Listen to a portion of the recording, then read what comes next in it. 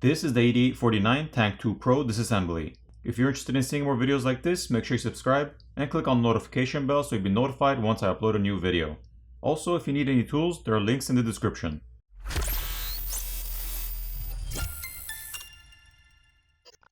We'll start off by removing the SIM tray.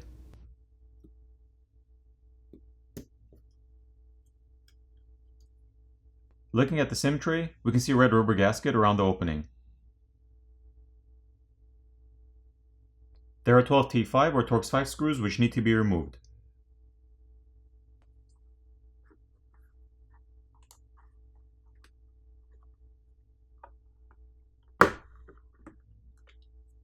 Here's a look at the strong rubberized plastic backplate. The glass camera lens cover can be replaced by applying heat and prying it off, so you don't need to take apart the phone to replace that. Looking at the other side, we can see the flex cable for the NFC antenna. At this point, there are 14 Phillips screws which need to be removed.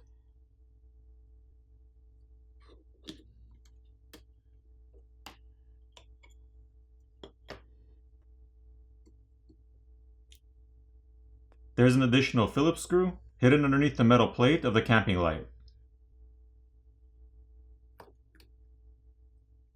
Looking at the top plastic cover, we can see antenna lines drawn on it, which are the light gray color lines, the night vision lights, the dual LED flash, as well as the dual secondary microphones on the back. Here's a look at the other side. Looking at the bottom speaker assembly, we can see a red rubber gasket around the opening, as well as additional antenna lines drawn on this plastic cover.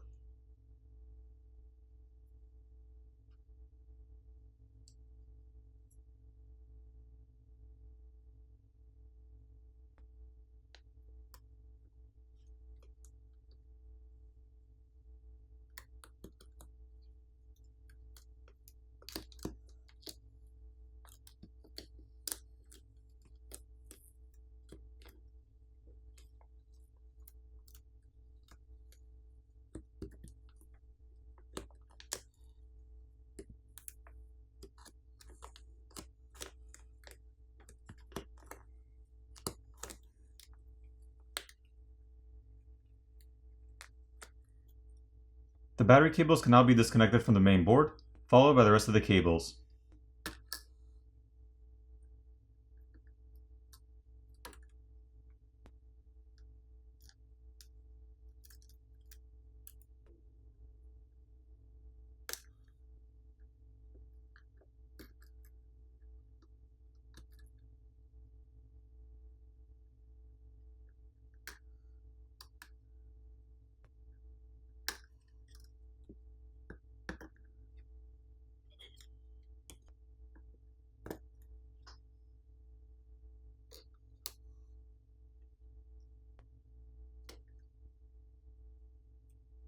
Here's a better look at the large camping lights on the back, as well as the flashing emergency lights.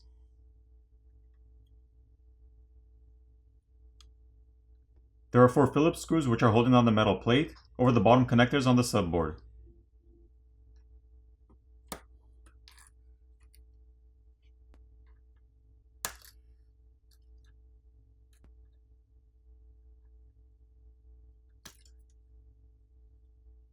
The black coaxial cable on the bottom right side of the board can be disconnected by just popping it off.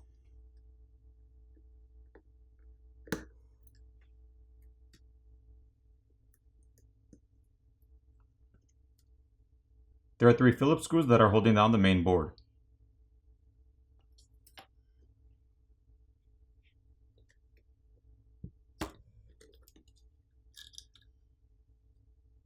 Looking at the main board, there's a 100 megapixel primary camera, a 64 megapixel night vision, and an 8 megapixel telephoto lens. None of the cameras have OIS or optical image stabilization. The camera connectors can be disconnected by just popping them off.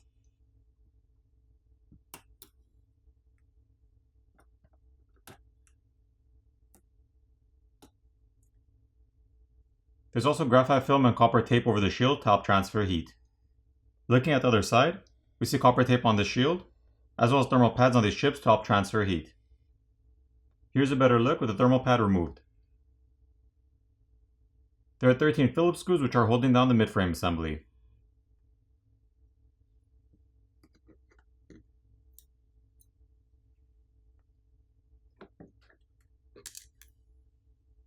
Looking at the batteries, there's basically 2 batteries on each side of the mid plate for a total of 4 batteries. These 2 batteries on this side and the batteries on the other side are soldered to a controller board on the bottom. So if you need to replace either battery, you actually have to desolder the batteries from the controller board. While the label on the battery shows 11,377 mAh, I checked with Unihertz and they pointed out that this is the equivalent capacity of the battery when converted to a standard 3.7 volt battery. So in reality, the battery of the Tank 2 Pro is 7.74 volts with a capacity of 23,800 mAh. There's also a copper heat pipe and plate which goes in between the 4 batteries, and that helps to transfer heat.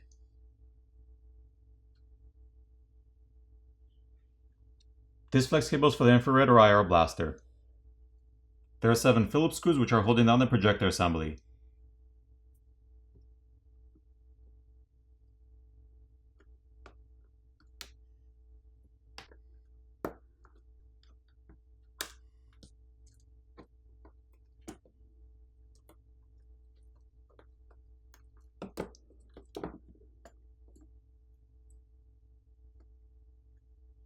Here's a look at the DLP projector, as well as the copper heat plate and heatsink assembly.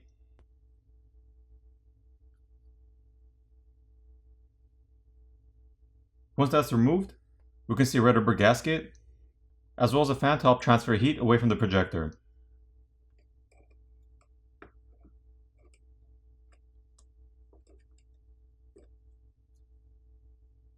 Eight more Phillips screws need to be removed.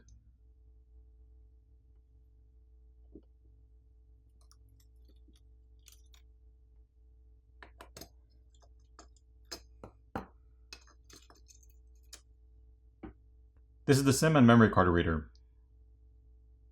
Here's a look at the other side. The proximity sensor flex cable is located on the top.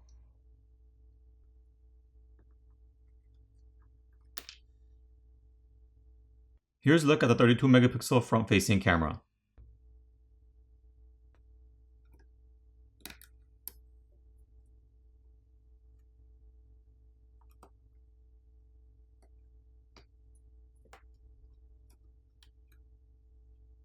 And this is the headphone jack.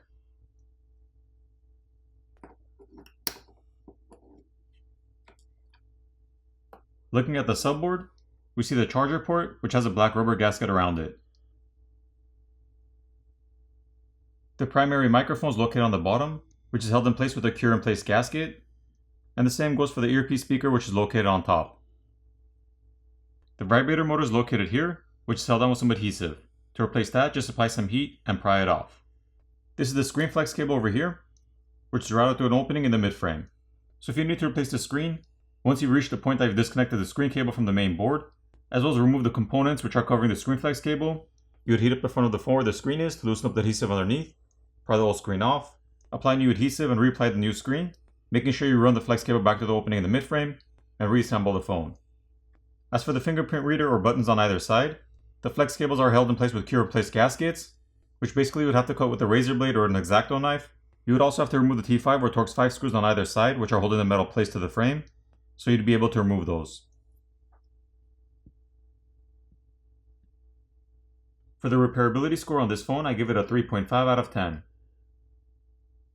Now it's time to put the phone back together.